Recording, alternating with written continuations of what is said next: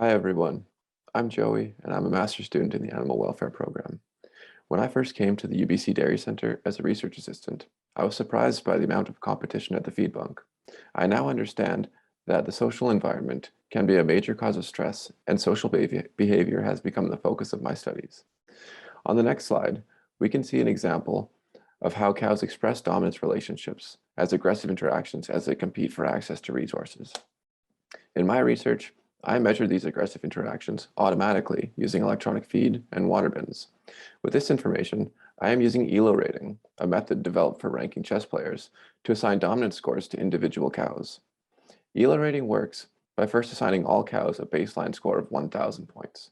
After each aggressive interaction, the winner's score goes up and the loser's score goes down. This allows us to observe the individual stories of cows as they live in our systems. In the plot here, every line represents one individual cow and their individual story. The red line indicates a regrouping event. I have chosen two stories to share with you today. Colored in blue, we can see the story of a cow whose dominance score suddenly dropped. This cow, who is young and experiencing a recent bout of lameness, may have been unable to cope with the social stress associated with regrouping. While individual dominance scores are expected to be stable, observing changes like this may be a practical measure to detect serious welfare concerns.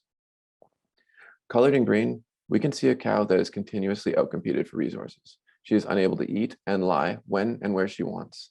Cows like this are often more susceptible to welfare concerns, and understanding who these cows are is the first step for developing grouping practices with their welfare in mind. Monitoring these stories will improve our understanding of how individuals are affected by our grouping practices, while enabling proactive intervention in these issues before health worsens and before both cows and production suffer.